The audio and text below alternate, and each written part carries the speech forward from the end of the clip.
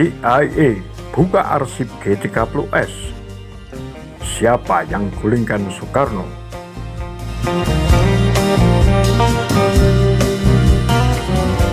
Badan Intelijen Luar Negeri Amerika Serikat (CIA) membuka arsip memo singkat harian untuk Presiden periode 1961 hingga 1965. Surat kabar The Washington Post melaporkan, arsip-arsip mengenai upaya kudeta di Indonesia yang selama ini disebut-sebut didalangi Politbiro Partai Komunis Indonesia, termasuk jenis laporan rutin disampaikan pada pemimpin negeri Paman Sam. Ada 19.000 halaman memo harian CIA yang merujuk undang-undang harus dibuka pada publik karena status rahasia negaranya telah kedaluarsa. Terkait informasi soal gerakan 30 September di Jakarta, CIA tidak pernah secara terbuka mengakui terlibat. Seperti teori beberapa akademisi, misalnya John Rosa. Dalam memo-memo itu, intelijen Amerika Serikat melaporkan bahwa aktor utama konflik adalah faksi militer pimpinan Soeharto serta perwira-perwira loyal pada PKI. Merujuk dalam salah satu paragraf memo tentang Gestok 1965, CIA menyatakan, Partai Komunis siap bentrok dengan tentara dalam beberapa hari mendatang. Sebaliknya, faksi di militer terus mencari celah melemahkan kekuatan PKI.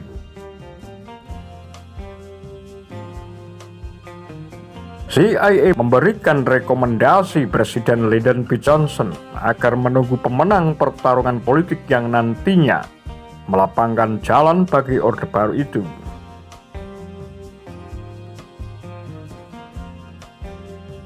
Situasi Indonesia sementara ini membingungkan.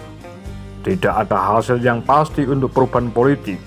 Belum ada jawaban tentang adakah peran Soekarno di dalamnya. Dua pihak yang bergerak sama-sama mengklaim setia kepada Presiden. Memo tersebut walau kini bisa diakses, sebagian tetap disensor dengan cara kalimat tertentu stabilo putih. CIA menyatakan tetap ada informasi yang sensitif hingga 50 tahun masa kedaluarsanya. Selain informasi soal Indonesia, ribuan memo CIA banyak memberi laporan soal pergerakan Uni Soviet, khususnya skandal penempatan rudal balistik di Kuba pada 1962 yang nyaris memicu perang nuklir.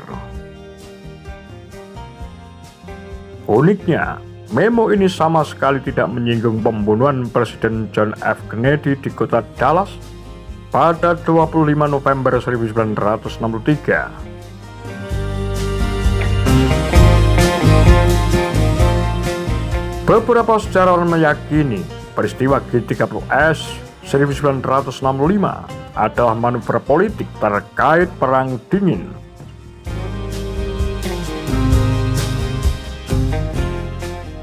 Sikap Soekarno yang mulai merapat ke Uni Soviet setidaknya membuat CIA khawatir.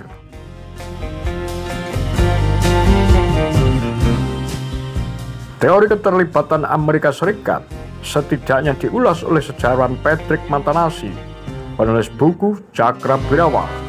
Sasaran penculikan adalah jenderal yang bertugas di Staf Umum Angkatan Darat (SWAT).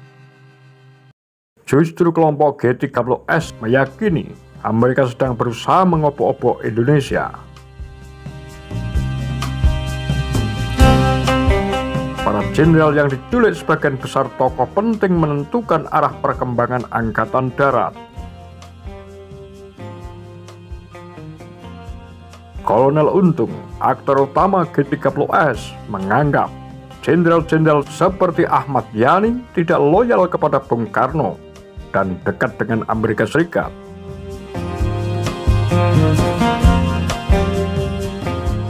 Dalam penjelasan Patrick, pada 1 Oktober sekitar pukul 2 dini hari, pasukan Pasopati dari Cakrabirawa, Brigif 1 Jaya Sakti, dan Batalion 454 Diponegoro berkumpul di Lubang Buaya. Letnan 1 Tul Arif memberikan arahan kepada anak buahnya. Dalam arahan itu, Tul Arif menjelaskan adanya skenario Dewan Jenderal yang didukung CIA untuk melawan Soekarno. Karenanya, sangat penting sekali untuk menangkapi para jenderal itu menyelamatkan Presiden Soekarno. Semua anggota pasukan cukup percaya dengan wacana itu. Gerakan pasukan ini yang kemudian diserang balik oleh komando militer di bawah pimpinan Soeharto sebagai pimpinan Kostra.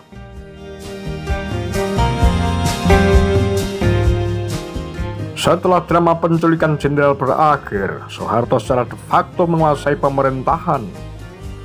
Tragedi 1965 berakhir menyedihkan, karena setidaknya 1 juta warga sipil di berbagai provinsi yang dituding anggota atau simpatisan pada PKI sehingga dianggap mendukung G30S dibantai dalam periode 18 bulan saja. Pelanggaran HAM berat itu sampai sekarang tidak pernah terselesaikan.